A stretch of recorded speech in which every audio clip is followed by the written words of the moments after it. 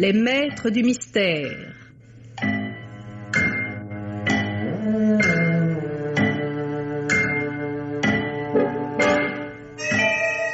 Parmi les chefs-d'œuvre de la littérature policière, Germaine Beaumont et Pierre Billard ont choisi pour vous ce soir Le Manoir de la Douairière, film radiophonique de Jean Grimaud d'après un roman de Lorac, avec, par ordre d'entrée en onde, Jean-Claude Michel, le docteur Ferrins, Martine Sarcey, Anne Ferrins, Germaine Kerjean, Lady Reading, Jean Bollot, John Sanderson, Jacques Hilling, l'inspecteur MacDonald, Marie-Jeanne Gardien, Hannah, Henri Virlogeux, le docteur Brown.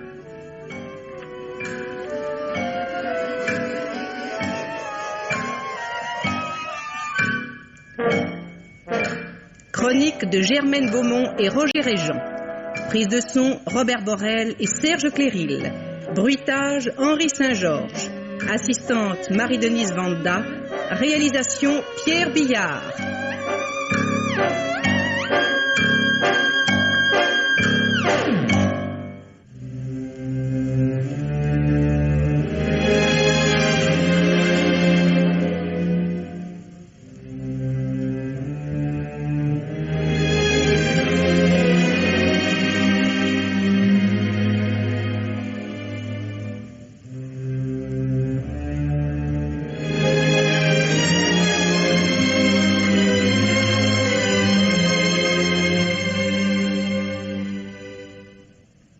Il y avait une fois un jeune médecin, plein de savoir et de talent, qui s'installa quand il eut conquis ses diplômes dans une grande ville où la fortune aurait eu pour lui 1000 sourires, car les gens y étaient toujours malades. Mais la maladie sévissait si bien sur cette cité qu'elle atteignit le médecin lui-même, et que le malheureux dut s'exiler dans un affreux village, perdu au milieu d'une contrée réputée pour l'excellence de son air, la verdeur de ses pâturages et la valeur de ses bêtes à cornes. Et il y avait une fois une pauvre jeune femme, tristement et pour toujours enchaînée dans les liens conjugaux, qui dut renoncer à la ville, à ses pompes et à ses œuvres, pour venir s'enterrer toute vive dans un trou de campagne, alors que, sociable de nature et assez bavarde, oui. Elle n'attachait hélas aucun intérêt à la contemplation perpétuelle des bêtes à cornes. Sais-tu, mon chéri, que nous sommes complètement idiots? Oh, ça, excellent diagnostic, ma chérie. Quand nous sommes idiots, c'est que tout va bien. Et pourquoi tout n'irait-il pas bien? Dis, je peux m'asseoir sur tes genoux? Oui, à condition que tu me laisses moi-même m'asseoir sur ce fauteuil. Voilà. Forcé de quitter la ville, tu as la première chance de trouver un vieux médecin de campagne qui te cède, autant dire pour rien, sa clientèle. Ne se réservant que celle de l'orphelinat, sans doute pour se persuader que les très vieilles méthodes thérapeutiques qui lui sont chères sont absolument inoffensives à l'égard de très jeunes enfants. Bien. Comme le vieux médecin garde sa maison, tu as la seconde chance qu'une très respectable lady t'offre pour un loyer presque dérisoire une charmante vieille demeure dont l'ingéniosité et le goût de ta petite épouse adorée feront, quand nous aurons un peu plus de meubles, un home tout à fait confortable où il sera délicieux de vivre. Et tu l'oublies, ma chère Anne, une demeure historique. Lady Reading nous l'a assez répété. Cette maison qu'on nomme Manoir de la Douairière, commencée en 1590 et achevée en 1650, a été occupée par le baronnet... Au fait, quel baronnet? Eh ben, le baronnet, je ne sais plus, moi. Bon, je m'en fiche. Et moi, donc. Enfin, comme je suis dans mes jours de bonté, tu as la troisième chance que je remette à demain le plaisir dont tu me connais friande de t'extirper les points noirs qui grincent sur l'aile gauche du nez. Anne, quelle manie, mais ça fait mal, tu sais. Mon cher, il ne fallait pas épouser une sadique. Non, sois sérieuse, Anne. Es-tu certaine de ne pas t'ennuyer ici, dans ce bourg perdu? M'ennuyer? Pourquoi? D'abord, je suis avec toi. Alors le reste? Justement, le reste n'offre guère de distraction. Pourquoi tu les trouves pas amusants, toi, les gens de cette agglomération rurale, comme on dit dans les manuels? Lady Reading qui s'habille encore comme sous la reine Victoria, Dieu sauve la reine, et qui porte perruque. Tu exagères. Je t'assure qu'elle porte perruque. Chiche, j'ai un œil de détective.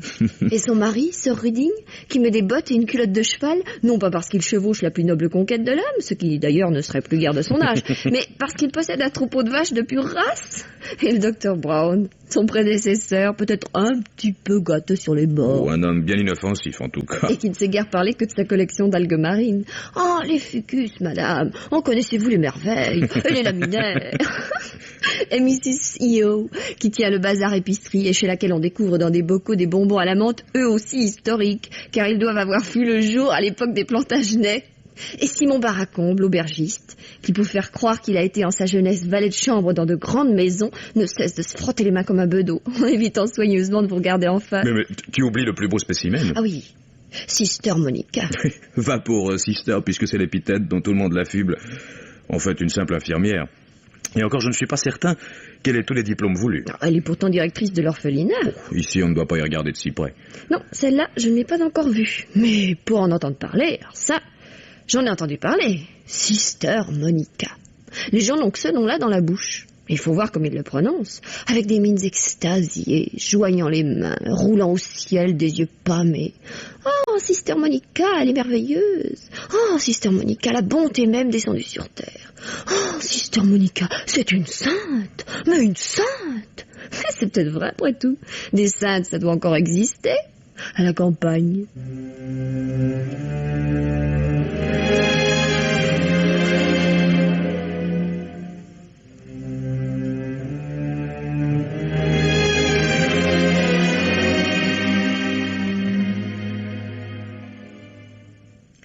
Oh, chère madame, merci. 2 morceaux de sucre seulement, j'ai un peu de diabète. Ah, chère madame, que vous dire d'elle? Elle est merveilleuse. Enfin, le mot n'est pas trop fort, c'est une sainte. C'est ce que tout le monde me répète, Lady Reading. Oh, mais personne ne la connaît comme moi, naturellement. C'est moi qui suis présidente du conseil d'administration de l'orphelinat. Ah, oui, il a été fondé en 1837 par une aïeule de mon mari, qui descendait du duc de Marlborough par les femmes, et qui avait cependant eu une jeunesse. Enfin, mais pas ça. Je suis donc bien placée pour savoir quel est le dévouement admirable de Sister Monica. Cependant, sa tâche est si lourde. Tout l'orphelinat repose sur elle. Elle est seule pour s'occuper des 20 pauvres petits-enfants sans père ni mère que recueille notre œuvre charitable. Sister Monica n'a vraiment aucune aide? Oh, vous êtes jeune, mais vous savez comme moi, Madame Ferrins, combien il est difficile de trouver du personnel pour prendre soin d'enfants en bas âge. Oh, vos petits gâteaux sont excellents. Et la gourmandise est mon péché mignon. À l'orphelinat, Sister Monica n'avait qu'une nurse, une brave fille, mais à peu près inculte, une cuisinière et 3 petites bonnes. Oui, des gamines qui avaient mal tourné à la ville et que nous prenons chez nous au grand air pour les remettre dans les sentiers de la vertu. Oh, décidément, je reprendrai un peu de cake. Oh, ben je vous en prie, tenez. Merci. Oui, de ces filles dévoyées, la fermeté intelligente et douce de Sister Monica fait en peu de temps d'excellentes domestiques. Oh, j'en puis parler. Mes servantes viennent toutes de là. Je n'en veux pas d'autres au château. Et si vous-même, un jour... Oh, je vous remercie, Lady Reading. Je m'occupe moi-même de mon ménage. Nous sommes distraits. Oh, mais pourtant, ce manoir de la Douairière est assez vaste et exige pas mal d'entretien, ne serait-ce que les parquets. Oh, nous n'occupons que le rez-de-chaussée. Pour mon mari et moi, c'est suffisant. Oui, bien sûr, bien sûr. Mais quand vous aurez des enfants, chère madame, il vous faudra occuper également le premier étage. Ah oui, si nous sommes encore ici. N'avez-vous pas l'intention d'y demeurer? Ah, pour l'instant, nous nous y plaisons beaucoup. Ah, tant mieux. Et j'espère bien, Madame Ferrins, que vous ferez un jour partie de notre conseil d'administration. Il est si doux de pouvoir faire un peu de bien autour de soi et de se dépenser pour autrui. Oh, certainement, Lady Reading. Quel exemple ne nous est-il pas donné tous les jours par Sister Monica, cette merveilleuse femme? Oh, mais est-ce vous qui avez fait ce cake? Oui, c'est moi. Vous êtes merveilleuse.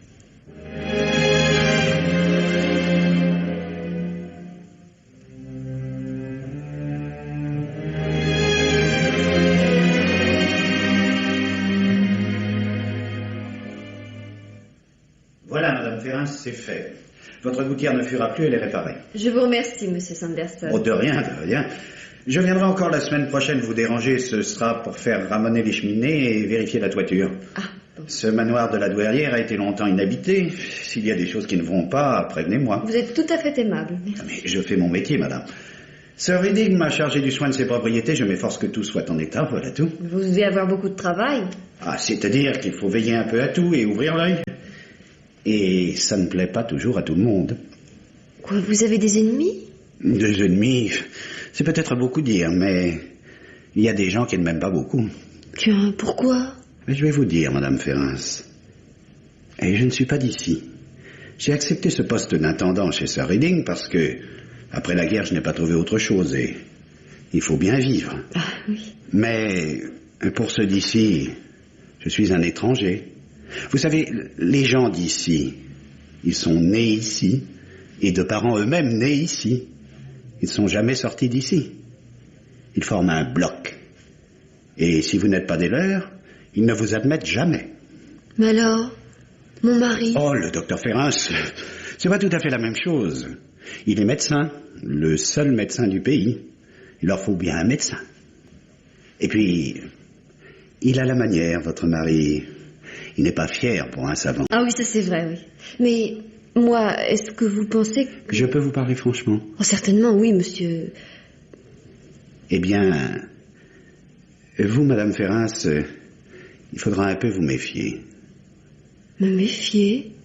Mais de qui, de quoi? Eh bien, de ce qu'on raconte. Et pour raconter, il y en a qui ne s'en privent pas. Tenez, nous sommes là à bavarder tous les deux dans la salle à manger du manoir de la Douairière, à nous entretenir d'une gouttière qui fuit et de cheminées qu'il faudra ramener. Je parierais que dès ce soir, on chuchotera... Oui, évidemment, il n'y a aucun mal à ce que la femme du docteur Ferrins reçoive l'intendant John Sanderson quand son mari n'est pas là. Car c'est sa manière, déclarer qu'il n'y a aucun mal pour faire entendre qu'il y en a. Mais c'est affreux, c'est abominable. Qui est capable d'une telle horreur? Qui? Mais votre mari n'est jamais allé à l'orphelinat? Non, le vieux docteur Brown s'en est réservé la clientèle. Eh bien, si le docteur Ferrins y avait été, il aurait peut-être compris. Il aurait pu vous mettre en garde. Oh, excusez-moi, mais je ne saisis pas, monsieur Sanderson. Ouais. Quand on a des yeux qui savent voir, il ne faut pas longtemps pour s'apercevoir de ce qui se passe à l'orphelinat, allez. Oh, je ne dis pas que Sister Monica maltraite les enfants, non. Ils ont la nourriture, les soins, tout ce qu'il leur faut. Et la propreté. Ah, ça, pour être propre, c'est propre.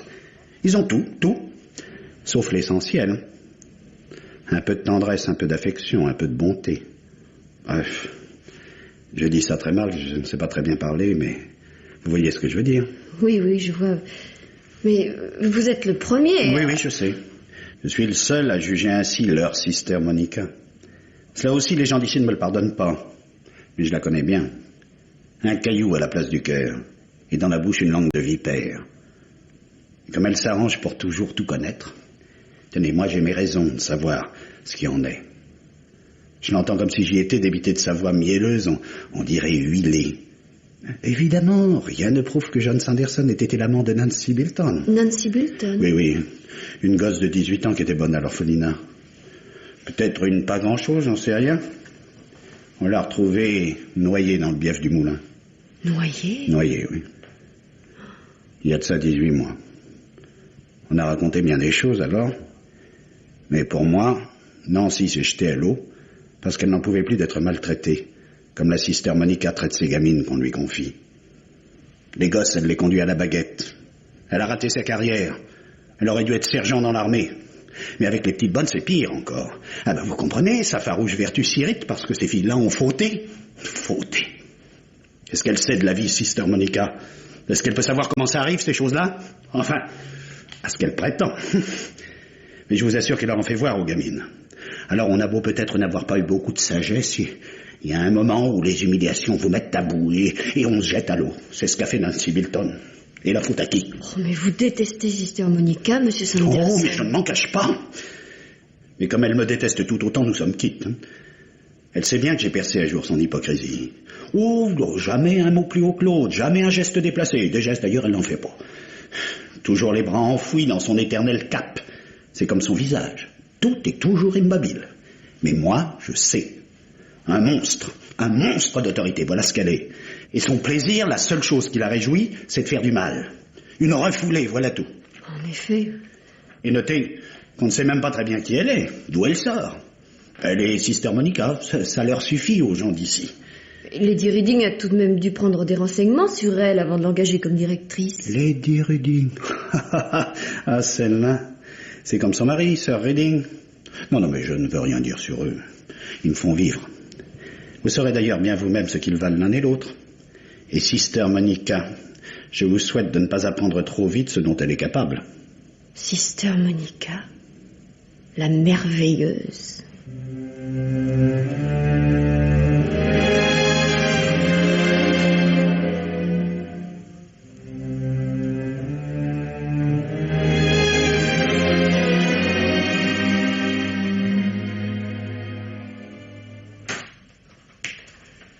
Le docteur Raymond Ferrens. Moi-même. Chef inspecteur MacDonald de Scotland Yard. J'attendais votre venue, inspecteur. Entrez. Merci. Asseyez-vous. Merci. Je puis fumer? Si vous n'avez pas les bronches trop délicates, je n'y vois pas d'inconvénient. Merci. Ce n'est pas que j'aime beaucoup le tabac, mais fumer m'empêche de m'énerver quand j'ai à mener un interrogatoire délicat. D'où je conclus que l'interrogatoire auquel vous allez me soumettre sera délicat. Tout est délicat dans cette affaire, docteur. Et à parler franc, j'aime mieux mener une enquête parmi les pires gars du pire milieu que d'avoir affaire à des gens comme ceux de ce village. Quelle tête de mule. Je crois en effet qu'il sera difficile de tirer quelque chose d'eux. Vous êtes ici dans le Devonshire. Les gens n'y aiment pas que des étrangers. Et pour eux, vous êtes un étranger. Des étrangers se mêlent de leurs affaires, même s'il s'agit d'un crime. Et nous, docteur, nous n'aimons pas beaucoup qu'un crime reste impuni, même s'il est commis dans un trou perdu de campagne, tout au fond du Devonshire. Eh bien, inspecteur, posez-moi vos questions. Je suis à vous. Vous connaissiez bien la victime, docteur? Oh, comme un médecin de village, j'en connais tous les habitants. Car vous connaissez tous les gens d'ici. Sans doute, oui. Je ne suis ici que depuis à peine 1 an, mais qu'il le veuille ou non et que ça m'intéresse ou non, un médecin apprend forcément ce qu'est chacun. Ce qu'il fait, ce qu'il pense, ce qu'il aime, ce qu'il déteste. Ce qu'il dit des autres et ce qu'on raconte de lui. Vous allez donc pouvoir me confier en quels termes la victime était avec les habitants? Oh, ça, inspecteur, vous le savez déjà. Vous ne pouvez pas ne pas le savoir, il y a 6 jours que vous êtes arrivé. Dites toujours. Tout le monde dans le village était d'accord sur son compte. Vraiment tout le monde? Tout le monde, sauf toutefois une personne. Laquelle? L'intendant John Sanderson. Vous permettez? Je note. L'intendant John Sanderson. Ainsi pour lui... Pour lui, non. Sister Monica n'était pas la femme merveilleuse, la sainte que tout le village voyait en elle. Non, il la détestait. Connaissez-vous des raisons à cette animosité? J'ignore s'il en est de réel. Étiez-vous là, docteur, quand on a retiré le cadavre de Sister Monica hors du bief du moulin? Non. Non, je n'ai même pas eu à examiner le corps, c'est le docteur Brown qu'on a appelé. Pourquoi? Je croyais savoir que le docteur Brown n'exerçait plus depuis votre arrivée. Mais il était resté le médecin de l'orphelinat dont Sister Monica était la directrice. Le docteur Brown est-il un bon médecin? Ne me demandez pas de juger un confrère. Tout ce que je peux vous dire, c'est qu'il était fidèle à des méthodes qui ne sont plus guère employées. Et la Sister Monica était une bonne directrice? À en croire ce qu'en disent les gens, une directrice modèle, oui. À en croire Sanderson, une directrice autoritaire et méchante. Quelle est votre opinion à vous, docteur? Je ne suis jamais entré à l'orphelinat. Vous avez tout de même une idée.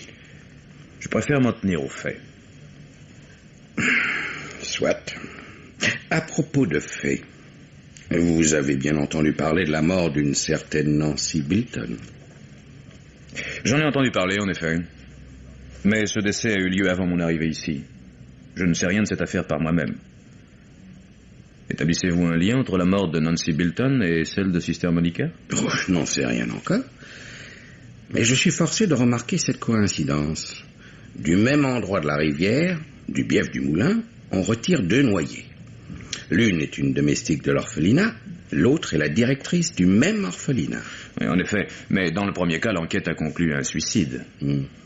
Les sentiments profondément religieux de Sister Monica éloignent évidemment cette hypothèse dans le second cas. Du reste, on a pu constater qu'elle avait été assommée, probablement d'un coup de canne ou d'un objet identique, avant d'être poussée à l'eau. Le crime est certain. Avez-vous quelque indice? Je voudrais bien en avoir un, docteur. Si je pouvais deviner pour quelle raison on a tué une vieille fille, directrice d'un petit orphelinat de province qui ne possédait pas un sou, je pourrais peut-être espérer connaître un jour qui l'a tuée. C'est bien, inspecteur, ce que nous demandons tous ici. Pourquoi a-t-on assassiné une fille si merveilleuse?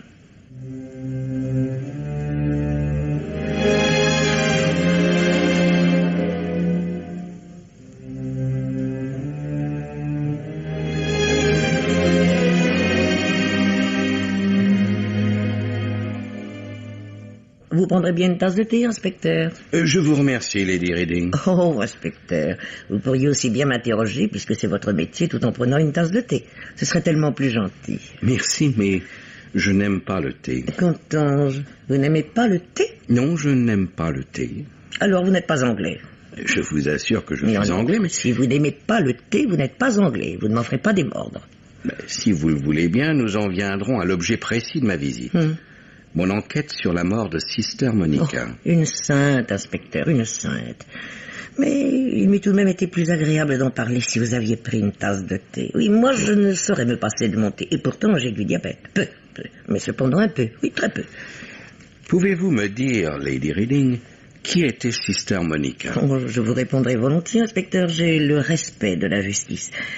Mais je vous prie instamment de vous souvenir que je la pleure comme la plus merveilleuse des femmes que j'ai jamais connues. Je sais, elle jouissait ici d'une réputation assez extraordinaire. 30 ans de dévouement, inspecteur. 30 ans de service dans cet orphelinat sans un jour de vacances, une heure de repos. Ah, nous lui devons beaucoup.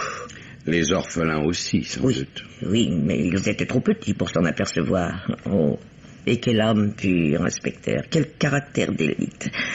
Un petit gâteau sec, ça ne peut pas vous faire de mal. Je vous remercie.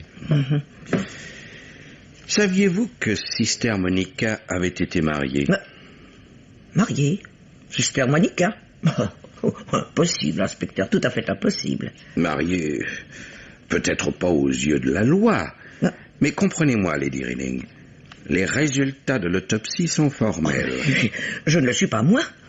En tant que présidente à vie du conseil d'administration de l'orphelinat, j'affirme solennellement qu'il n'y a jamais eu d'homme dans la vie de Sister Monica. Sans cela, elle n'eût pas été Sister Monica. Non, reprenez donc un petit gâteau. Ma cuisinière elle réussit assez bien. Je vous remercie. Sur quoi fondez-vous votre affirmation quant au célibat de Sister Monica? Sur quoi? Sur quoi? Mais je ne sais pas, moi, je ne sais pas. Mais je suis certaine. Je dis certaine. Pardon. Quel âge avait Sister Monica quand elle est arrivée ici? Quel âge? Oh, quelle drôle de question. Mais Sister Monica a toujours eu le même âge. Oui, toujours le même âge. Elle en avait adopté un une fois pour toutes. Oh, c'est tellement plus commode. Vous m'avez dit qu'il y avait 30 ans qu'elle dirigeait l'orphelinat. Oh, il y avait un zèle, une compétence, une autorité. Oh, j'apprécie l'autorité. Elle a maintenant 60 ans. Elle avait par conséquent environ 30 ans quand elle est venue. C'est possible. Oui, c'est un détail auquel je n'avais jamais attaché mon esprit. Elle a donc pu avoir auparavant une vie dont vous ne savez rien. C'est pourtant vrai. Jamais elle ne parlait de son passé. Et nous avons eu besoin d'une directrice pour l'orphelinat. Elle s'est présentée, elle nous a paru convenable, nous l'avons engagée, c'est tout. Je vais cependant vous confier un détail. J'écoute. Elle n'avait pas de famille, non, aucune famille. Oh, mais j'y pense, faute de thé, vous prendriez peut-être un peu de Porto? Je vous remercie. Oh, c'est du très bon Porto. Mon mari le garde pour lui. Je m'en voudrais d'en priver, sœur Reading. Non, je vous en prie. Ainsi, aucune famille. Vous pensez bien que je l'aurais su. Si elle avait eu des parents, elle aurait dû, en 30 ans, s'absenter 1 ou 2 fois pour les enterrements. Elle n'a jamais pris un jour de congé. Pas un seul jour. Vous n'ignoriez pas qu'elle se nommait Torrington. Torrington. Ah oui, je l'avais oublié. C'est bien ainsi qu'elle signait le reçu pour l'argent que je lui remettais chaque mois. L'argent? Oui, les dépenses de l'orphelinat et ses appointements. Ces appointements se montaient à combien? Très exactement, 1 livre par mois, oui, 12 livres par an. Rien de plus? Absolument rien de plus. Ni étrenne, ni gratification d'aucune sorte. 1 livre par mois. C'est peu. J'en conviens aisément. Bien souvent, ces dames du comité ont voulu l'augmenter. Sister Monica avait un tel cœur qu'elle a toujours refusé. Vraiment? Refusé? Oui, refusé, malgré nos instances, disant qu'elle ne voulait rien prendre sur des sommes que la charité destinait à l'entretien de nos malheureux orphelins. Elle n'avait aucune ressource personnelle? Non, aucune. Non. Elle n'avait pour vivre, étant logée et nourrie, que ce salaire, 1 livre par mois. C'est étrange. Comment? Étrange? Oui, étrange. 1 livre par mois, c'est un salaire modique, avec lequel elle devait s'habiller, procéder aux menus achats qu'implique toute existence, si modeste soit-elle.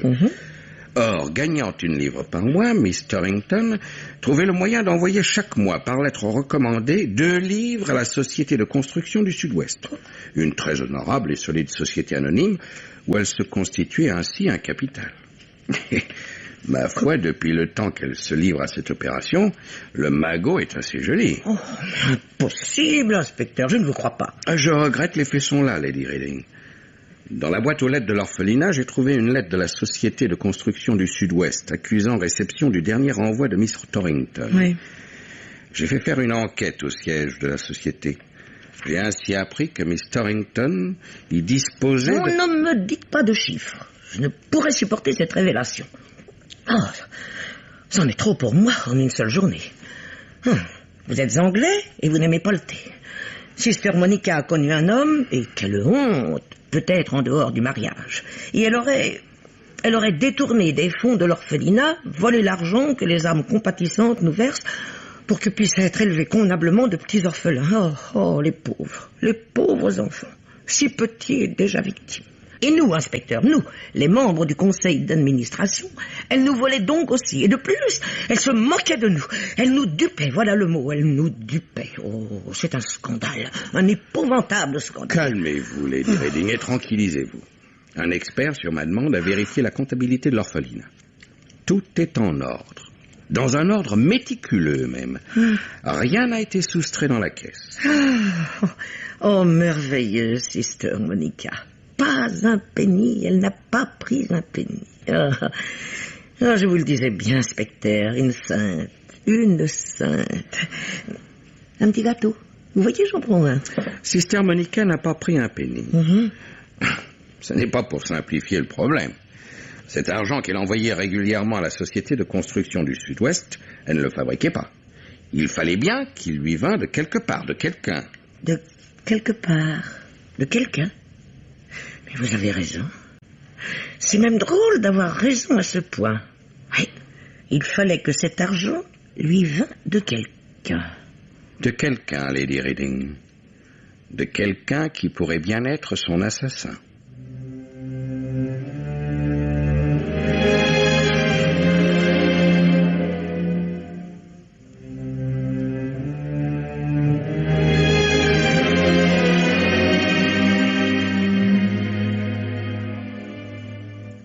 Un peu de whisky, inspecteur?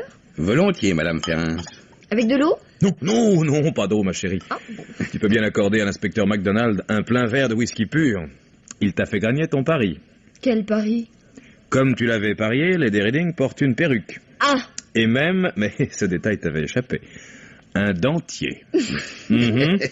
Perruque et dentier. Je suis enchanté, Madame Ferrins, que vous ayez gagné votre pari sur ces artifices d'une beauté qui, en effet, en a besoin. mais je ne vois pas en quoi je mérite pour cela un verre de votre whisky, qui, soit dit entre nous, est d'ailleurs excellent. Merci. Votre visite, inspecteur, a fortement ému Lady Reading. Les révélations que vous lui avez faites l'ont stupéfaite. Elle a dû s'aliter. Et son mari m'a fait appeler et j'ai ainsi pu constater... Rien de grave, j'espère. Non, absolument rien, un petit choc nerveux. C'est que vous avez sérieusement ébranlé le piédestal sur lequel Sister Monica était installée. Trop bien ébranlé, je commence à le craindre. Que voulez-vous dire, inspecteur? Voici, docteur. Vous n'êtes point d'ailleurs sans avoir sans doute recueilli quelques échos concernant la situation nouvelle. En arrivant ici, je n'avais aucun suspect. Maintenant, j'en ai trop. Tiens. Oh, comme c'est drôle. Mais non, madame, pas drôle du tout. Pour tenter de savoir d'où Miss Torrington, Sister Monica, si vous préférez, pouvait avoir de l'argent en dehors de son salaire d'1 livre par mois, j'ai dû remonter un peu dans le temps. Et j'ai ainsi appris que pendant la guerre, Sister Monica avait fait dans le village des quêtes pour des œuvres diverses. Croix-Rouge, secours aux sinistrés des villes bombardées, etc. Évidemment, pour ces collectes, il n'existe pas de comptabilité. Il a donc été facile à la merveilleuse Sister Monica de puiser dans l'argent ainsi réuni. Pour ne pas éveiller les soupçons, elle l'a ensuite envoyé par petites sommes à la société de construction du Sud-Ouest. Oh, c'était très malin. Il lui aurait été très facile en effet d'agir ainsi, mais elle ne l'a pas fait.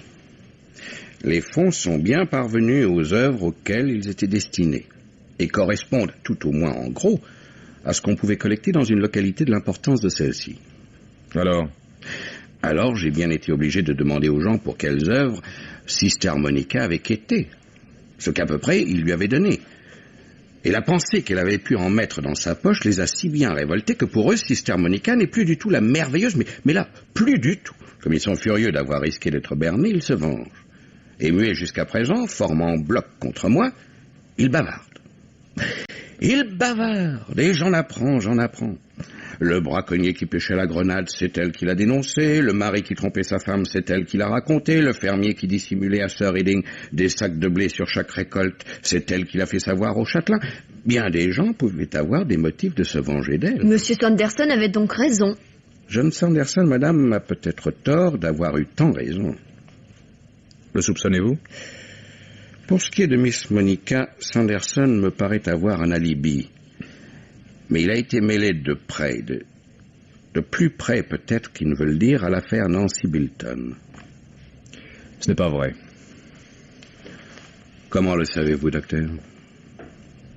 Je vous affirme, ce n'est pas vrai. Je ne peux rien vous dire de plus. Pardon, docteur. Quand je vous ai parlé une première fois de Nancy Bilton, vous m'avez déclaré ne rien savoir de la mort de cette fille survenue avant votre arrivée. Et maintenant? Maintenant, je veux vous éviter de commettre une erreur en soupçonnant Sanderson d'y être mêlé de loin ou de près. Vous avez donc appris quelque chose? Oui. Ne me demandez pas quoi.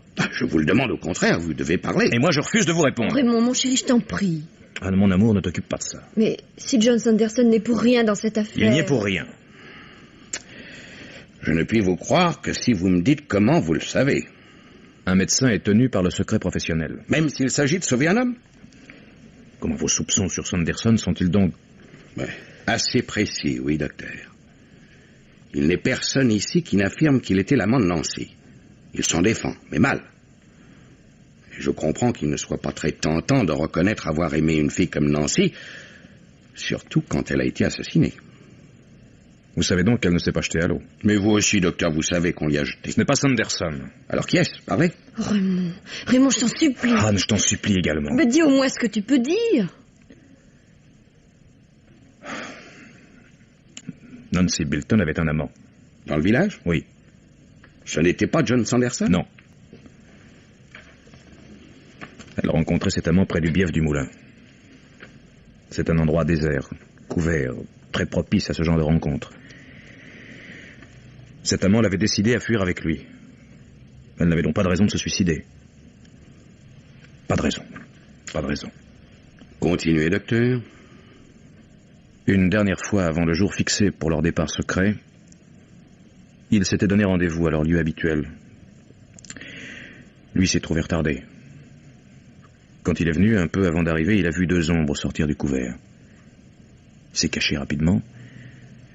Les 2 ombres se sont séparées, sont parties chacune de leur côté. Il n'a pas trouvé ensuite Nancy.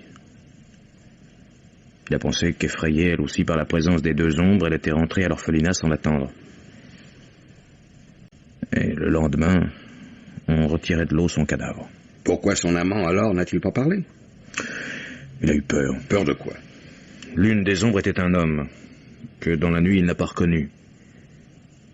L'autre était une femme. C'était Sister Monica. Sister Monica, la nuit, avec un homme? Le nom de cet amant? Non, inspecteur. Non, j'ai déjà trop parlé. Trop et pas assez. Vous n'aurez de moi rien de plus. Je vous serai donc obligé, docteur, de ne pas quitter le village sans mon autorisation. Parfait. Inspecteur, vous n'allez tout de Ce même n'est que pas... le métier, madame. Il a ses exigences qui ne coïncident pas toujours avec les sympathies.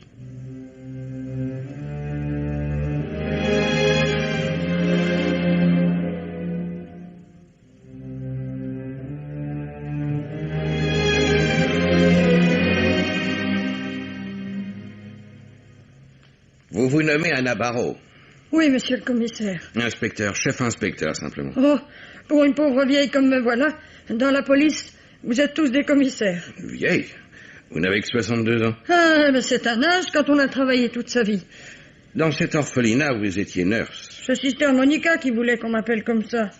Comme elle se faisait nommer Sister. Ah, mais elle, c'était un ange du bon Dieu. Vraiment? Ah, une sainte, une vraie sainte. Bon. Que faisiez-vous exactement dans cette maison? Je m'occupais des gosses, les faire manger, les laver, les coucher, les habiller, enfin tout, quoi. Comprenez?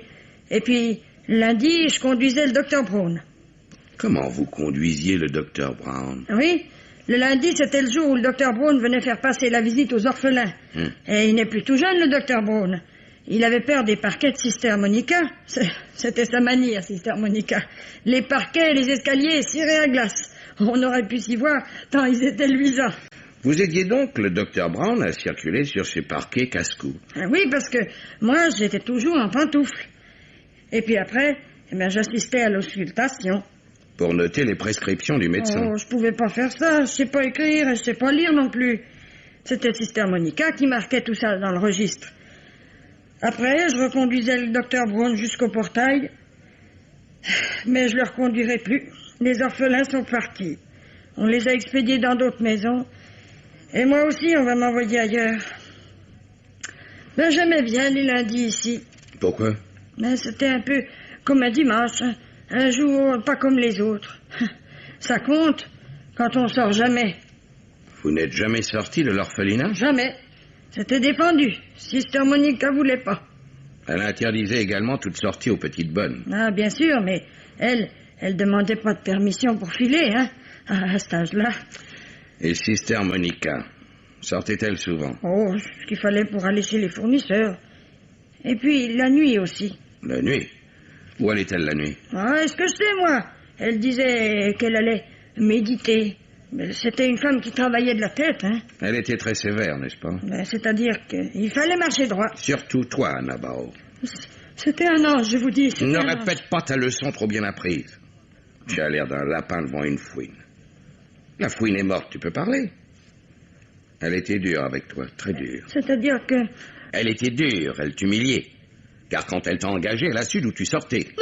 Non, pas ça, monsieur le commissaire. C'est passé, c'est du passé. Elle a su que tu sortais de prison et que tu y avais été 10 ans pour avoir tué ta patronne, la vieille dame chez laquelle tu étais domestique. Elle m'en faisait trop voir, celle-là, avec la laisse du chien qu'elle me battait. La laisse du chien. Alors un jour, la colère... Le tribunal t'a en effet accordé des circonstances atténuantes. À la maison, quand il avait bu. Et c'était tous les jours. Mon père me battait. Et puis après, ça a été cette patronne avec la laisse du chien. Et ici, Sister Monica. Oh, des gifles. Des gifles seulement. Mais je ne veux plus. Je ne veux plus être abattue. Je suis tout de même une créature du bon Dieu. Je ne suis tout de même pas un chien. Je ne veux plus. Je ne veux plus. Tu n'as jamais cherché à répondre quand Sister Monica te frappait? Lui répondre. Elle était grande, vous savez, et forte. Et moi, je suis petite, toute petite. Comme si j'avais été faite exprès pour être battue. Et puis tout de même, Sister Monica, c'était pas une femme comme les autres. Je peux pas bien vous dire, mais pas comme les autres. Alors, j'aurais pas osé. Mais qu'elle soit morte, ça te fait plaisir? Ah, dans un sens, plutôt, oui. C'est pas tant pour les gifles. Et c'est pour tous les mots, les vilains mots qu'elle m'envoyait. Que j'étais une... Oh non, je peux pas répéter. C'est trop laid. Et c'est pas vrai, c'est pas vrai. Mais qu'est-ce qui n'est pas vrai? Tout ce qu'elle disait de moi. Je suis honnête, moi. Je suis honnête. Anna, il faut me dire tout ce que tu sais. Oh, vous allez pas me battre. Mais non, Anna, non. Ni m'envoyer en prison. Je veux pas. Non, Anna, allez, raconte. Ça te soulage. Oh. Et Anna, sapristi.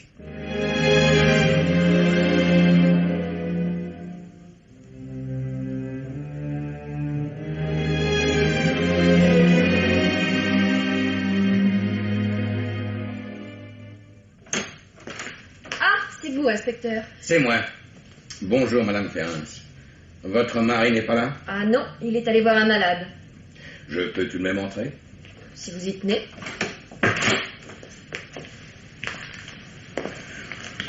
Vous ne me ferez pas un peu de whisky? Il est excellent, votre whisky. Il ne m'en reste qu'un peu. Pour les amis. Je ne suis pas votre ennemi. Vous soupçonnez pourtant Raymond? Moi? Oh, mais non. Garder un témoin sous la main, c'est une simple habitude. Même pas une précaution. Précaution qui manque d'agrément, je vous assure, pour qui en est l'objet. Il n'y en a plus pour longtemps, je crois. Ah bon, vous avez du nouveau? Peut-être. Bah dites vite. Je pourrais, chère Madame Ferraz, vous opposer le secret professionnel comme le fait votre mari. Oh, mais c'est pas la même chose. Nous devons aussi savoir garder le silence. Je ne dirai rien. Je ne vous en demande pas tant. Whisky? Je l'accepte. Pour l'amitié. Voilà. Alors? Ces nouvelles? Sanderson est venu vous voir ce matin. Oui, mais Raymond était là. Oh, ne me prêtez pas de mauvaises pensées. Sanderson ne vous a parlé de rien? Rien qui concerne votre affaire, hein. Il venait nous prévenir que l'état des cheminées ne nous permettrait sans doute pas de passer l'hiver dans cette demeure historique. Aucune importance. Ah, oui, pour vous, mais pour nous... Aucune importance. Vous irez habiter dans la maison du docteur Brown. Il s'en va. Ah, le docteur Brown quitte le village? À l'heure qu'il est, il emballe sa collection d'algues marines. Il s'en va chez une parente, une veuve. En mettant leurs ressources en commun, ils vivront mieux l'un et l'autre. Sanderson ne m'en a rien dit. Peut-être l'ignorait-il encore. Mais il eût pu vous entretenir de quelque chose de beaucoup plus important. Ah, quoi? Je vais vous le dire. J'ai interrogé hier la nurse Anna. Oh, une pauvre vieille. Une pauvre vieille, en effet, qui autrefois a tué sa patronne. Taisez-vous. Mais c'est une de nos manies de consulter les archives. J'ai peut-être eu tort de la bousculer un peu, elle s'est évanouie. Vous êtes une brute! Si vous voulez. Mais sachez bien que je ne l'ai pas touchée. Dès que mon mari sera rentré, j'expédie la voir. Inutile, elle n'a rien. Et la cuisinière la soigne. Mais elle a eu peur. Et elle a confié à la cuisinière que Sister Monica lui avait, il y a déjà longtemps, remis 2 lettres en lui recommandant sous menace de les donner à personne. À personne. La cuisinière n'a rien eu de plus pressé que de m'avertir, mais sans doute en a-t-elle déjà parlé partout. Mais 2 lettres de qui? Je le saurai demain quand j'irai voir à nouveau Anna Barrow complètement rétablie. Mais il y a quelque chose qui me fait pressentir qu'avec ces lettres, j'aurai et le nom de l'assassin et la raison pour laquelle on a tué cette fille merveilleuse. Votre flair de policier, sans doute. Ou un petit raisonnement plutôt. Miss Torrington ne voulait pas qu'on puisse trouver ces lettres en sa possession. Elles étaient donc compromettantes pour quelqu'un ou pour elle. Elle a pensé, c'était bien jugé, qu'on n'irait jamais les chercher chez Anna. Et comme Anna ne sait pas lire, elle était tranquille. La nurse ne connaîtrait pas son secret. Et par la suite, ne pourrait pas le trahir. Pas mal imaginé, en effet. Mais pourquoi n'avoir pas simplement détruit les lettres? Vous êtes une enfant, chère madame. Sister Monica avait besoin de ces lettres. Dans quel but? Demain, je pense qu'il n'y aura plus de mystère. Alors pourquoi n'allez-vous pas voir tout de suite Anna Barrow et prendre les lettres? Votre whisky est vraiment remarquable. Parce qu'auparavant, j'ai une nouvelle visite à faire. Une visite à un ami qui m'a rendu souvent et va encore me rendre de grands services. Et peut-on savoir qui? L'état civil, madame.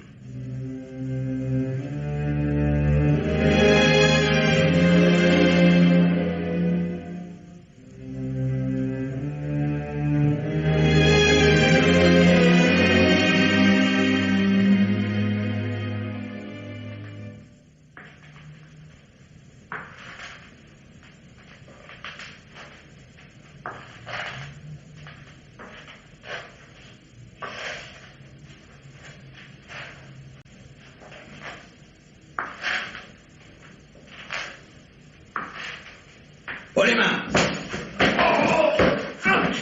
Eh bien, ce n'était pas la peine de vous enfuir. Vous voilà bien avancé. Maudit parquet. Trop bien ciré. Oui, ils sont terriblement glissants, les parquets de Sister Monica.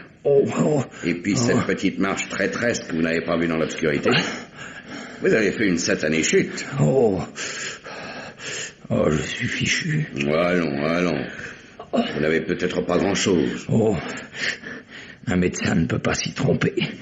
Oh, fracture du col du fémur, c'est classique. Ben, je vais appeler, on va vous transporter. Oh non, attendez. Je vais me faire une piqûre. Pour moins souffrir. Là, ma seringue. Voilà qui est fait. Quoi? Comme ça? Oh, vous savez où j'en suis? La sepsie. Et votre seringue était toute prête? Vous me feriez rire si je le pouvais. Il fallait bien, voyons, qu'elle fût toute prête. Vous souffrez moins? Dans 1 heure, je ne souffrirai plus du tout. Vous ferez de moi ce que vous voudrez. Alors, nous avons le temps de causer tous les deux. Vous n'avez plus rien à perdre. Et nous sommes tranquilles à cette heure-ci dans l'orphelinat désert. Oh, je n'aurais pas échappé à Monica. Même morte, elle m'a eu avec son parquet ciré, qu'elle soit donc damnée. Comme vous la détestiez. Oh oui. C'est vous qui l'avez assommée, hein? Oui. Et vous l'avez ensuite poussée dans le bief du moulin. Oui. Comme vous y aviez poussé Nancy Bolton. Ah non. Non. Nancy, c'est Monica qui l'a poussée. La gamine nous avait surpris, il fallait pas qu'on sache. Que Sister Monica et vous vous rencontriez la nuit. Oui, il fallait pas qu'on sache. Que Sister Monica était votre maîtresse. Non. Autrefois, oui. Oui, du temps où vous étiez marié. Oui. Avec une femme démente qui vous gênait beaucoup. Une folle. Sister Monica vous a aidé à la faire mourir discrètement. C'est elle qui a eu l'idée. Mais c'est vous qui l'avez réalisée. Oui. Et depuis, Sister Monica vous faisait chanter. L'argent. Vous voulez mon argent. Vous lui donniez 2 livres par mois, n'est-ce pas? Oui, et toujours. Toujours, elle en voulait davantage. Ça a duré longtemps, ce chantage? Oh, longtemps. Très longtemps, sans fin. Ça aurait pu durer. Pourquoi l'avoir tuée? Partir, je voulais partir. Et elle ne voulait pas, vous lui échappiez. Elle voulait que je l'épouse. Pour avoir ma fortune après ma mort. Comme vous ne consentiez pas à ce mariage, elle menaçait de tout révéler. Oui. Et vous l'avez jetée à l'eau pour avoir la paix. Oui. La paix. La paix, ce n'est pas si facile que cela à obtenir. Anna. Oui. La nurse Anna Barrow. Vous ne saviez pas que Sister Monica lui avait confié des lettres. Vous l'avez appris. Vous êtes venu cette nuit à l'orphelinat pour ravir les lettres à Anna avant qu'elle ne me les remette. Oui. Les lettres. Tu en as pour les avoir, la petite seringue toute prête. Mais le parquet était ciré et il y avait cette petite marche et j'étais là. Oh. Oui. Vous, là. L'inspecteur MacDonald. Et imaginez-vous que je vous attendais, Dr. Brown.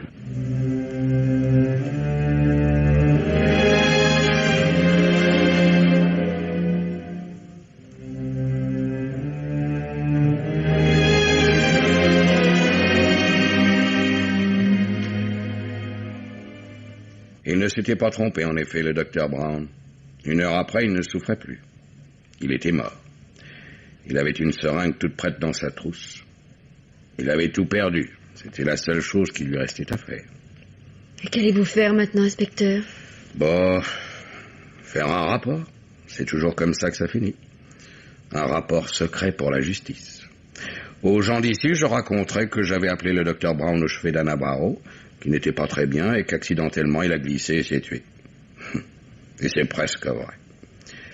Pas la peine de salir la réputation de ce brave vieux Dr. Brown. Et puis je rentrerai chez moi. Votre whisky est parfait, mais je n'ai plus rien à faire ici. Ah, pourtant si, il me reste une chose à faire. Laquelle? Vous demandez, docteur Ferrins, l'autorisation d'envoyer de Londres un cadeau à votre femme. Comme je lui dois bien ça. Mais... Un cadeau à ma femme? Pour que je ne vois pas... Vous allez voir. Sister Monica, la merveilleuse Sister Monica, envoyait chaque mois ponctuellement à une société de capitalisation 2 livres d'origine mystérieuse. Ni vol, ni détournement. Une source possible, probable même, le chantage. Bon, vous me suivez? Oui. Qui fait-on chanter? Quelqu'un dont on sait qu'il a fait quelque chose de pas très propre. Bon. Sister Monica pouvait faire chanter quelqu'un qu'elle aurait connu avant de venir ici ou quelqu'un qu'elle aurait connu ici. Petite enquête à la poste. Sister Monica n'a jamais reçu une seule lettre. Et si quelqu'un était venu ici pour la rencontrer, les gens du village auraient vite dépisté l'étranger. Elle faisait donc chanter quelqu'un d'ici. C'est juste. Bon. Et quelqu'un d'ici qu'on peut faire chanter pendant des années, il n'y en a pas tellement. Le cercle se ferme. Avec ce quelqu'un, elle a des rendez-vous nocturnes. C'est vous, docteur, qui me l'avez appris. Oui, si vous voulez. Une femme, la mère de l'amoureux de Nancy, m'avait confié ça quand elle a cru mourir.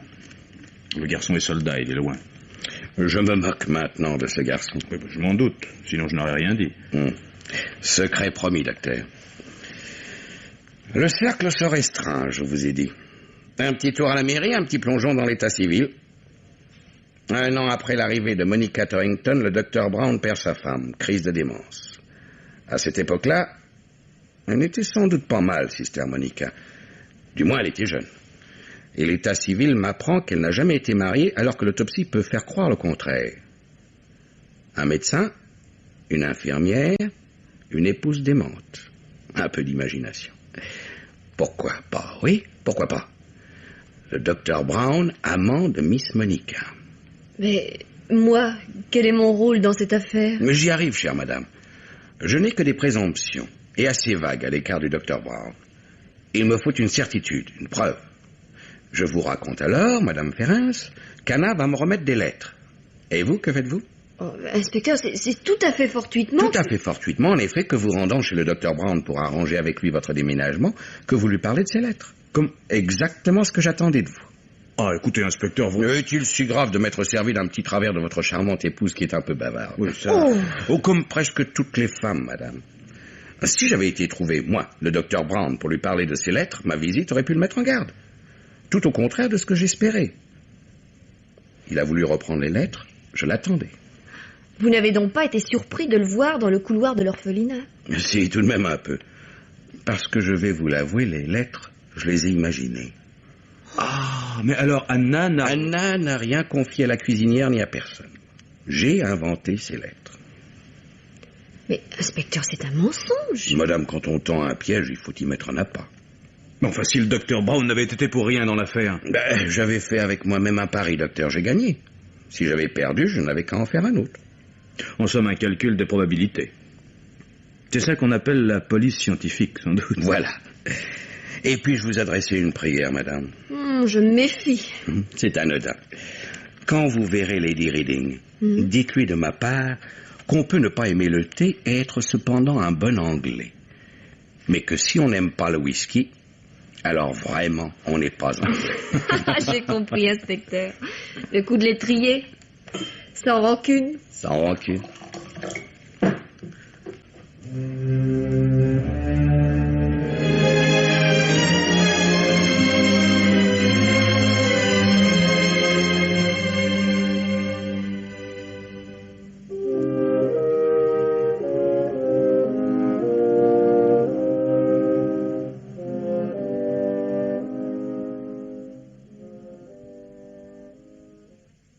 Et maintenant, Germaine Beaumont vous parle du dernier livre qu'elle a lu pour vous. On lit avec intérêt et même avec une certaine émotion le roman policier de Ray Follet intitulé « C'est dangereux » que publie Le Masque. C'est que ce roman traite d'un cas des plus pathétiques, celui d'un prisonnier qui, après 20 ans de réclusion, est rendu à la vie des êtres libres. En l'occurrence, il se nomme Lenny Hogan. Accusé d'assassinat quand il avait 16 ans sur la personne d'une jeune fille de 17 ans qui était sa camarade de jeu dans la petite ville de Coxbury, il a passé 20 ans dans un pénitencier. C'était un beau et charmant garçon quand il a été condamné. C'est un homme fatigué, apathique, résigné, qui revoit, si l'on peut dire, le jour. Mais pas plus qu'au moment de son arrestation, il ne semble décidé à donner le motif de son acte. Jamais il n'a nié le crime. D'ailleurs, il avait été vu par une personne du pays, Miss Quarles, qui a témoigné, bien qu'à regret, contre lui. Il a simplement refusé d'expliquer pourquoi il avait tué. Ce sont ses camarades d'enfance et de jeunesse qui ont uni leurs efforts pour obtenir sa libération et qui semblent décidés à lui faire oublier l'horreur de sa longue incarcération. Ce sont eux qui ont décidé qu'il devait revenir à Cokesbury. Après tout, n'a-t-il pas expié? Or, le jour de sa libération et pendant la nuit qu'il a passée à New York, Miss Quarles, revenue elle-même dans cette ville après un long séjour en Angleterre, est attirée dans Central Park où on la trouve étranglée le lendemain. Le jour de sa mort, elle avait engagé comme secrétaire pour un riche érudit de Cokesbury les services d'une belle jeune femme, Paula Savage. Paula devait partir avec elle le lendemain. Elle se rendra donc seule à Cokesbury, non sans avoir été l'objet d'une tentative de meurtre. Il semblerait, ayant eu un long entretien avec Miss Quarles, que le mystérieux assassin la soupçonne d'avoir été l'objet de confidences et qu'il essaie par tous les moyens de la supprimer elle aussi. Mais cela ne retient pas la courageuse Paula qui, d'ailleurs, a grand besoin de gagner sa vie après une longue période de chômage. Il va sans dire qu'elle ne trouvera guère de repos dans ce qui semble être la plus paisible des petites villes.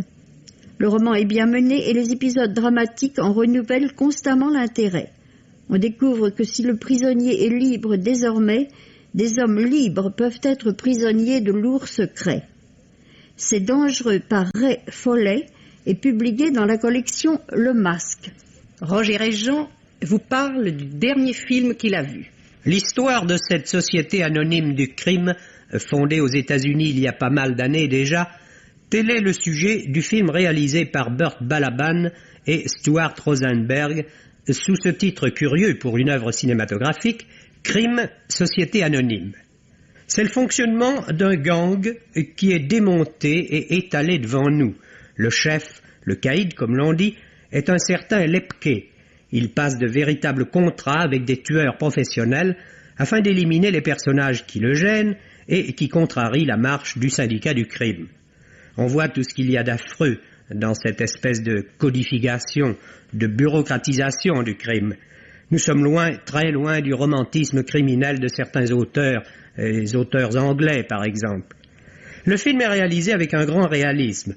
Le metteur en scène n'est pas lui non plus un sentimental. C'est cinématographiquement du travail de bon ouvrier, sans plus. On recherche toujours à nous allécher par le caractère véridique dans les événements. Mais le fait authentique est une chose, et le talent en est une autre. En revanche, le choix des acteurs est excellent.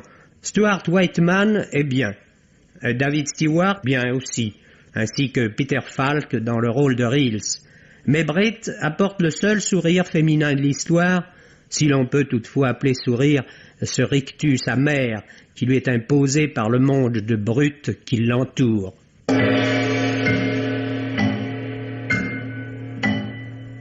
Les maîtres du mystère.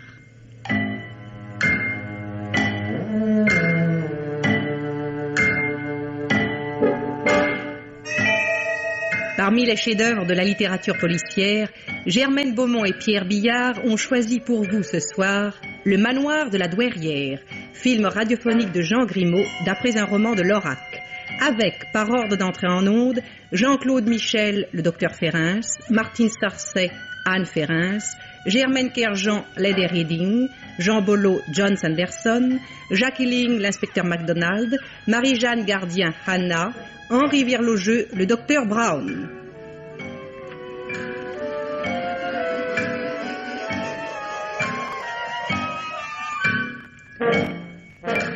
Chronique de Germaine Beaumont et Roger Régent.